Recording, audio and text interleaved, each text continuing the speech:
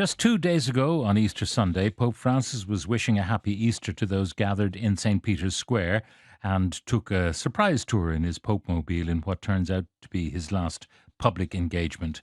His death yesterday marked the end of his 12-year papacy and set in train a series of rituals before his funeral and the eventual conclave, which will elect his successor. Archbishop of Dublin, Dermot Farrell, joins us now to talk about the Pope's legacy and the upcoming conclave to elect his successor. Archbishop, good morning and welcome.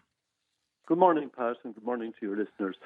Now, the end of Pope Francis was sudden, but it could not have been too unexpected given his illness. No, it wasn't too unexpected given his illness, and I think anybody who saw him on the TV late on Sunday evening realised that he was very ill.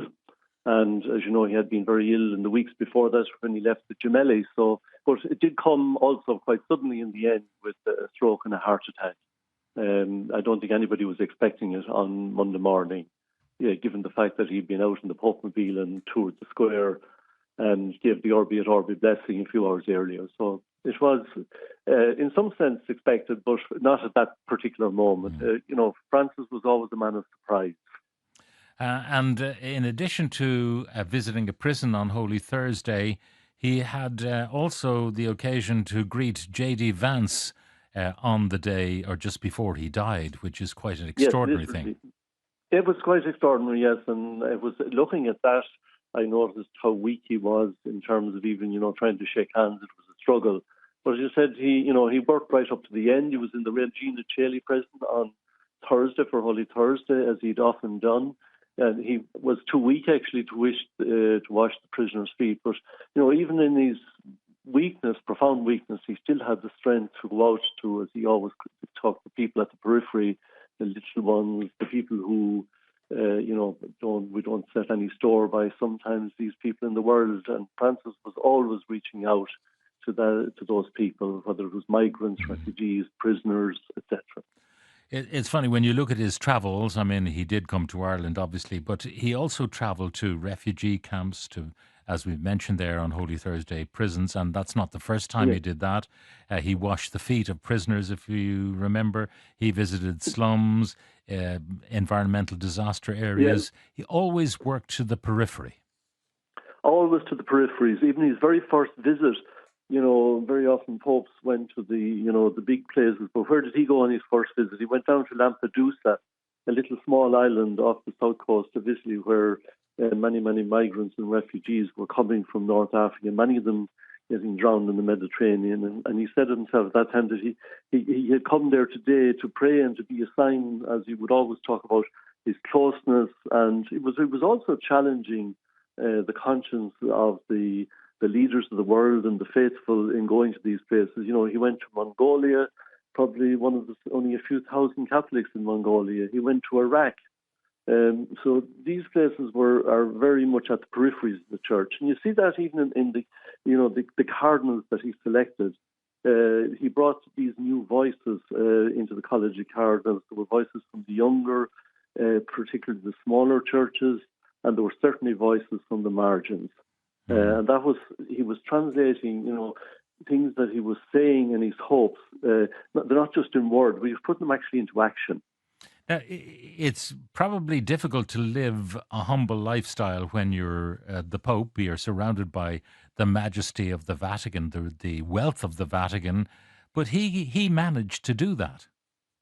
He did, because I think he had that, what I suppose one would describe as a great interior freedom, that he was able to, come into that role as the Holy Father, and there was a lot of tradition around him.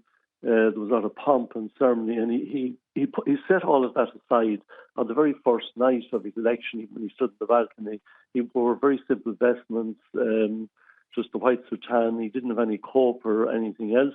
And his first greeting, "Buonasera, good evening, everybody." That was even so unusual in itself. Then he didn't live in the papal apartments. He went and lived in the Casa Santa Marta, where he got his own meals. He queued up in the queue like everybody else for his dinner in the evening. And he didn't want people standing on ceremony. I heard somebody saying yesterday, when he came in, the tradition is often when you go into an audience with the Holy Father, everybody stands as a mark of respect. But he made it clear that when he came in for his dinner in the evening, he didn't want people standing. He just carry on with your work and do whatever you're doing. I look after myself. Now, in the early days of his papacy, there were rumours that he was espied at night walking in his sensible shoes, but not in a white cassock, in something. I mean, you wouldn't be too unusual wearing a cassock around the Vatican anyway, but No. he actually enjoyed a nighttime walk. I wonder, was that true? I don't know. Sometimes these stories were apocryphal, but he certainly would be capable. As you know, he went out and paid his own bill after he was elected Holy Father, which would be extremely unusual because he stayed over in one of the residences outside the Vatican, and he went across there and paid the bill that whatever bill he owed for his stay there during the conclave and during the time of the funeral of Pope John Paul or Pope Benedict. So that was very unusual to do that. And the extraordinary thing, you can contrast his humility with his radicalism, because he did a lot of radical things within the church. You know, his most famous thing, I suppose, for LGBT people would have been, "Who am I to judge?" Yeah, who am I? He was asked about who am I to judge a particular individual? He was able to, maintain the teaching of the church, but also had that great ability and freshness to reach out to members of the LGBTQ community and to include them in the life of the church. And yet at the same time, tread that very fine line between maintaining the long-standing teaching of the church. And he had, I suppose, he had a great compassion for people that were, and they're part of the people who were marginalized down through the years in the church. And it was, that's part of his reaching out, his compassion, his mercy, his understanding of people who found themselves on the edge of society. And that was a freshness, as I said, that he brought to his role, and very important for the life of the church. You think of even, with the Synod and Synodality as well, when he went on to, in some sense, plumb the depths of the renewal. A renewal began 60 years ago in the Second Vatican Council, and he brought with him, I suppose, there some of his own shortcomings as well in leadership. When he was back a Jesuit in Argentina, that wasn't an easy time. He would admit himself that he made mistakes, but he learned from those mistakes. So his way of leading then had this great humility, but also that matched by a very deep conviction about spreading discernment and synodality in the governance and life of the church. And he brought women then into leadership roles in the church. He gave them women voting rights the first time ever in the synod process. And he has women now who have executive power within the structures of the Roman Curia. And that's something that he modelled and is asking the rest of the church to model. Now, the question of the slumbering giant that might be the conservative rump within the Vatican, I won't say the Universal Church, because who knows what way that divides. There are those traditionalists who would love it to be, to go back to that, and there are those who would like the church to be even more radical in terms of women priests or married priests or whatever. But that conservative rump is, although maybe diminished after the appointments of Pope Francis, will still be there and may attempt to seize their opportunity to return to the tradition. Yeah, well, the Catholic Church is a very broad church, as you know. It encompasses everybody from the most radical people on the left to the most probably radical people on the right. And it has always been able to hold all of those together. And I've no doubt, that when the cardinals get together over following his funeral, they will be discerning who is the best man to lead the church, not who's the perfect man to lead the church, but who do they think is the best person to lead us at this particular time in our history. And that man, whoever the mantle falls on, will have to hold all of these things together. And it's not a question of either conservative or radical left, but any Holy Father has to maintain what is the central teachings of the faith of the Church that have been there since the time of Jesus Christ. It And was, yet at the same time, yeah. hold out, have that compassion and to preach the gospel, because that's the challenge to all of us, the evangelization mission of the church, which Pope Francis certainly embodied.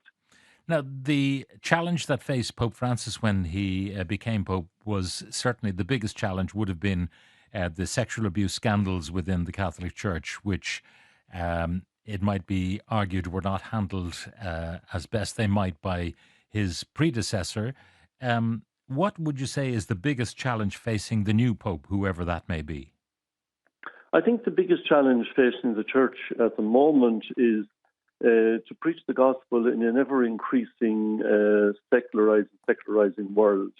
That's the greatest challenge, and that's the primary responsibility of every priest, bishop, and Holy Father, and that's going to be the biggest challenge in the world that we live. I think the greatest growing number of people at the moment, particularly in the Western world, or what we call sometimes the knowns, people who have dissociated themselves from religion. And the gospel has to be preached into that particular framework or matrix. And that's a huge challenge. And all the other challenges, of course, that are there will remain as well. But I see that as the biggest challenge for the new man, whoever takes up the role. Do you have any candidates in mind? I don't, because, I think the process is one of discernment. People often have candidates in mind. They talk about, he who goes in, a pope into the conclave comes out a very humble cardinal. And if you think back over the years, some people have gone in. Pope Benedict, suppose, went in as a favourite. But if you take John Paul, he was a complete surprise when he was elected. Nobody was thinking of him. He was one of the youngest popes ever elected. He was from Eastern Europe. Everybody thought it was going to be an Italian. When Francis was elected, nobody was considering him. He was 76 years of age. And a lot of, I think, even the journalists on the night who had scripts prepared for various people that were considered papal didn't have very much text, and they were really struggling for a little while to get their act together, to be able to talk sensibly about the new elected. John the 23rd was certainly another surprise. Yeah. So we should be always prepared for a surprise. The Spirit is working. He's working through the men who gather. And as I said, they're not looking for the perfect man, but they're looking for the best man that they judge out of their conversations and out of the discernment that will lead the church for the next number of years. Well, you're probably not a gambling man, but your message to the punters would be, keep your money in your pocket. Well, I wouldn't mind a nod, but yes, I would be keeping my money in my pocket, and on this one, let the Spirit and pray. It's a process of prayer and discernment, and the combination of those things. Not just while they go into conclave, but there'll be lots of discussions. The cardinals gather. Not just the 120 or so odd cardinals who actually go into the conclave, who are those under 80, but also all of the other cardinals that are living and able will participate in these pre-conclave discussions that will begin in the aftermath of the funeral on Saturday. Archbishop Dermot Farrell, Archbishop of Dublin, thank you very much for joining us on the programme.